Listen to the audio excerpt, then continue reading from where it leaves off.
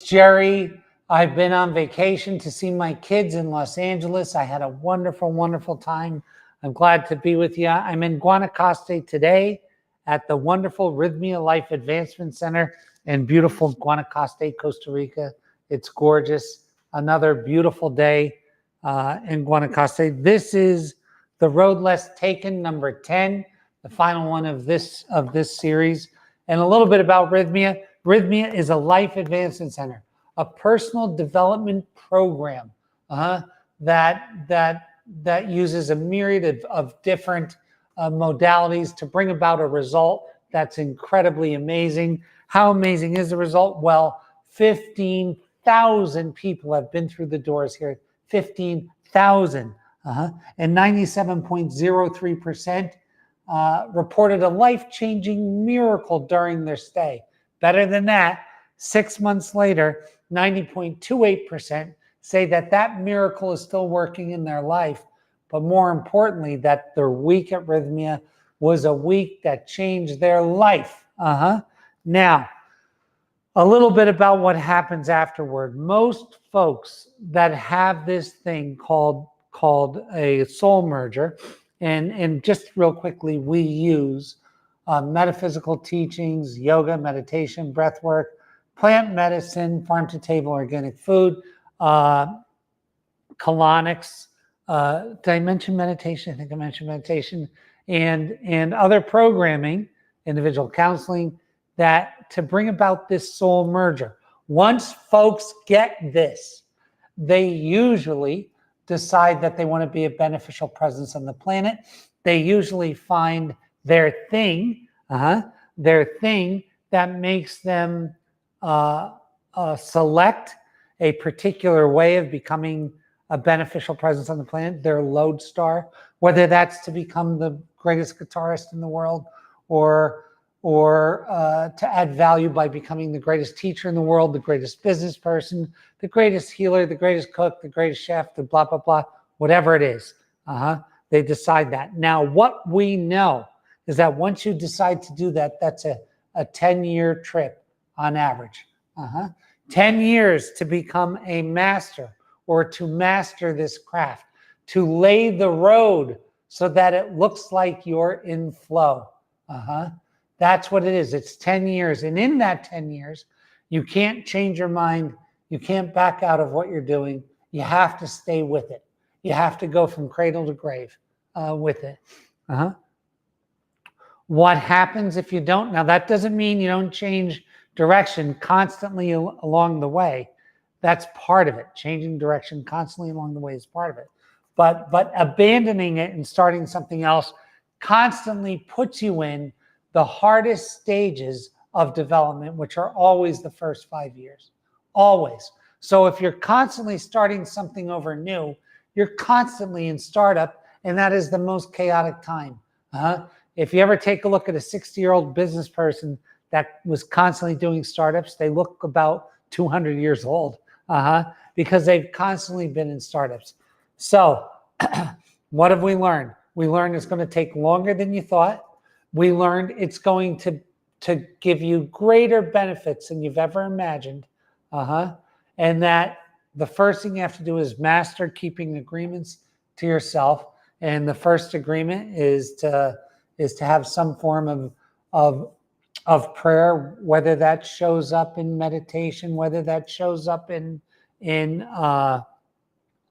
actual prayer or yoga or whatever your thing is, to do this physical exercise every day, this prayer every day, physical exercise and prayer, and then to make this lodestar, this thing that you're becoming, the greatest healer of all time, that you're going to build the greatest healing business of all time, whether that's a restaurant or a hotel or whatever it is. It's all soul-oriented and it's for the benefit of the world. You're going to do this. Once you commit to that and you make these agreements and you keep these things to yourself, these promises that you do not deviate from, because you can't deviate from them or you'll always be in startup. We don't want that. That's how to get to where you have to go to. How do I know? Well, I know 15,000 people, of course, have come through here and met me. And a A lot of those folks, not a lot, but a percentage of them are billionaires or multi-billionaires, or have achieved great success. The Kelly Slaters, the Cesar Millan. Cesar happens to be here this week. These people that have done Tony Co's, they've done life-changing things on this earth. They've experienced super success from doing these things and using this system. Now, if you're constantly looking for a place to rest, so what happens is once you decide to become a beneficial presence, you go from being a liability on the face of the earth to being an asset. Now, an asset gives and doesn't take. It gives. A liability gets and doesn't give, right? So once you make this transition to becoming an asset for the world, a beneficial presence on the planet, you are in the mode of giving. While you're in this 10 years of giving, which actually is not 10 years, it's a rest of your life decision to give, and all joy, satisfaction, excitement is involved in that giving. You'll find that out later as you go. But when you do this, if you're constantly looking for the things that you like to do, you're not gonna make it. If you're constantly looking for a place to rest, you're not gonna make it, because it doesn't work that way. It doesn't work that way. Making a change on this earth is actually against the stream. It's entropy is coming this way and you're going to push it that way. It's hard work. So let's say I love to play shows and I love when the audience is full and they're applauding me for my guitar. Well, you can't get to that love without the dislike of sitting there and doing chords for 5 years. And learning for 5 years. That's hard. So if you're constantly looking for the joy part of the equation, you're not going to get it. All of the parts make up the whole. So I never saw a business guy that actually liked doing administration and accounting, but I never saw a successful business guy who didn't know it inside and out and was in it every day. I have a friend that was the most successful pizza person in the world. In the world, 80,000 employees, 90,000 employees. And although he loved making pizzas and watching people eat them, that was the joy. Somebody had to go out, shop the locations, buy the locations, make sure they were paying the right amount for the flour, make sure they were paying the right amount for the hard part. He hated that part and he did it diligently. So what I'm telling you is that in these things, in the relationship, let's say the feeling of love is the great thing, but the hard work of being kind when you don't feel like it and helping the other person when your plate is full and those are the hard parts, and they are a necessity to get to the good, to the parts that are pleasant. So let's really take a look at it as a wheel. I'm going to tell you the slice that's pleasant is 7% of the wheel. The 93% is doing shit that's hard. It's, everybody sees me at Rythmia and they know my joy is in talking to the people that are that have just had this experience and are seeing the light of God for the first time in their life and have this epiphany. And I know that their life is going to be forever changed, and to be in that moment with them, that's super cool. The hard part is paying the bills, helping with the marketing, doing the things that nobody likes to do. Those are the essential pieces. That's the 93%. The 7% is this piece. So if you're a pleasure seeker, you can never get here. Pleasure seeker, and I don't mean a pleasure seeker in the normal sense of the word. Somebody who's trying to get high and drunk and have sex and that. I'm not talking about that. I'm talking if you decided to do this thing and yet you're doing it with an eye towards only the parts that you like. You'll never get there. You will never get there. You will never get there.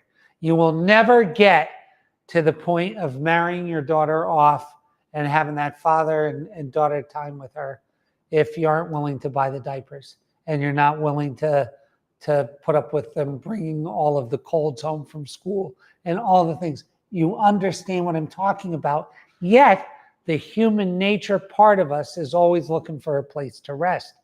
I'm going to tell you, the quicker that you can come to terms with saying goodbye to that part of you that's looking for that, then you go, when I was a kid, there were video games. One of them was Asteroids and the other one was Defender. And there was a place where you could go to hyperspace mode. And hyperspace mode just accelerated everything rapidly. When you stop looking for the place to rest, when you stop looking for the easy way, when you stop looking for only the pleasure part, then everything takes on this value. Time frames condense and collapse, and you get to where you're going sooner. Fact. So those were some of the things that I wanted to chat with you about today, to be conscious of and aware of, and make a deal with yourself to be able to live within those parameters, let's call them, right? Where I'm not looking for that. Now, in the normal course of being human, we start out here, we're in our 20s or 30s or 40s or 50s or 60s or 70s, and we get to retire. If you do all those things right, when it's time for you to slow down, and I don't mean to quit work, I'm going to talk about most people, somewhere between 60 and 80 years old, people decide to slow down and to become less involved. If they did everything right and they didn't seek pleasure, they have a retirement income stream or something to allow that to happen. If they were constantly seeking pleasure during that time, they don't get that. So it's super, super important in the natural evolution of life to do that. Super, super, super important. And the next thing I wanted to talk about was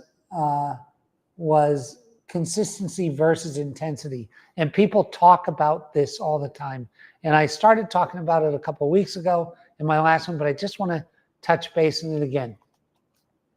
If you give me the choice of intensity versus consistency, I'm going to take consistency every time.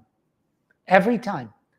If you give me the choice of having great natural ability or consistency, I'm going to take consistency.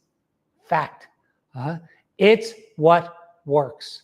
If you speak to people that have experienced huge success in their lives, whether that's a Michael Beckwith, who is the greatest speaker that I've ever come across in my life, or a Martin Luther King, or a Kelly Slater, or a Cesar Millan, or somebody who's just had great success, a Kobe Bryant, a Michael Jordan, a Tiger Woods, they will tell you beyond the shadow of any doubt, this is irrefutable, that having consistency is the most important part of that puzzle. What is consistency for most of us? Practice. Practice and staying on task. That's consistency. Now, when the universe creates a person or an energy that's embodied as a human that can merge intensity and consistency, something wild happens. And by wild, I mean you get this human that can affect other humans in miraculous ways. Who are some of those people? The Henry Fords, the Sam Waltons, the Elon Musks, the Michael Jordans, the Kelly Slaters, that just get so incredibly good at what they're doing, and they do it so often that they this magic happens, and they do it with intensity all the time. I will never, ever, ever be the richest guy on earth. Why? Because I do have consistency, but I can't maintain that level of intensity. And I'm at a season, and you have to be willing to recognize your seasons. I'm at a season of, let's call it the fall. For short, let's call it the fall. I'm not in the spring anymore, and I'm past the summer. I'm in the fall. But even when I was in the summer and in the spring, I could have the consistency, but I just couldn't bring the level of intensity all the time that is needed to become. So there's different levels of, right? Ultra high net worth individuals are people with a net worth of $40 million or more, and they're 0.2% of those people in the world. So that's 2 out of 1,000.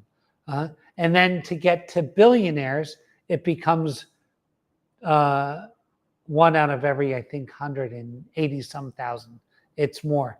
There's a million pro basketball. There's not. There's thousands of pro basketball players, and yet there was one Michael Jordan, one Kobe Bryant, one Larry Bird, one. I mean, there's been, so these people are very rarefied. That is when consistency and intensity merge on a consistent basis.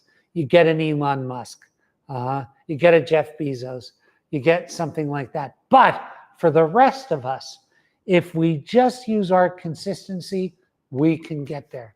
There's not a person in the world that can't be an ultra high, can't have a $40 million or more net worth that has a consistency, a plan, and has done it from a merged place in themselves. There's not.